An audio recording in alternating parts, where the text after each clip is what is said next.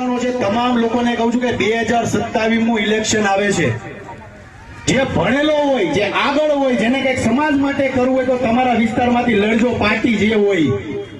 નીતિન જાની ખજૂરભાઈ 2027ની ચૂંટણી લડશે। Social media પર તેના વિડીયો થયા વાયરલ। ખજૂરભાઈએ બીપી અસ્મિતા ન્યૂઝ ચેનલને આપી માહિતી। શું ખરેખર નીતિન જાની ખજૂરભાઈ ચૂંટણી લડશે? તો તે કઈ બેઠક અને કયા રાજકીય પક્ષ સાથે 2027ની ચૂંટણી લડશે? તો આપો તમારો મંતવ્ય ધી મિરર ન્યૂઝ ચેનલને કમેન્ટ કરી જણાવો। હા, હું 2027ની ચૂંટણી લડીશ। ખજૂરભાઈએ કયા પક્ષમાં જોડાવાની હિંટ આપી દીધી। કહ્યું, બમણી ઝડપે કામ કરવું હોય તો રાજકારણમાં આવવું પડે। હા, હું 2027ની ચૂંટણી લડીશ। વિકાસના કામ સારા થાય છે, દરેક પક્ષમાં મારા મિત્રો છે। આ શબ્દો છે હાસ્ય કલાકાર નીતિન જાની એટલે કે ખજૂરભાઈના, જેના વિડીયો જોઈને તમે હસ્યા હશો, ક્યારેક ભાવુક પણ થયા હશો।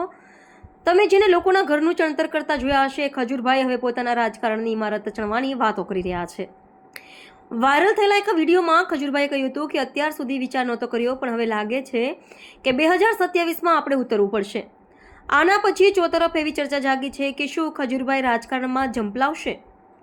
કેસરી ટી શર્ટ, ગળામાં માળા અને મોઢા પર રાજકારણની વાતો સાથે દિવ્ય ભાસ્કરને આપેલા ઇન્ટરવ્યુમાં ખજૂરભાઈએ સ્વીકાર્યું છે કે તે 2027માં ગુજરાત વિધાનસભાની ચૂંટણી લડશે। સાથે જ રસ્તાના વિકાસના વખાણ કરીને હિન્ટ પણ આપી દીધી કે તે કયા પક્ષમાં જોડાઈ શકે છે। નમસ્કાર મિત્રો, હું ફિરોઝ ઈરાની આજે તમને એક નવી વાત કરવા આવ્યો છું। દીવ મિરર ન્યૂઝ જોતા રહો, સબસ્ક્રાઇબ કરવાનું ભૂલતા નહીં અને શેર કરવાનું પણ ભૂલતા નહીં। સત્યની સાથે જોડાતા રહો। નમસ્તે મિત્રો, હું છું ચાંદની પરમાર। આપની મનપસંદ ચેનલ એટલે કે દીવ મિરર ન્યૂઝ ચેનલને લાઈક કરો, શેર કરો અને ફોલો કરો। અને હા, તેમાં દરરોજ તાજા સમાચાર જોવાનું ભૂલશો નહીં।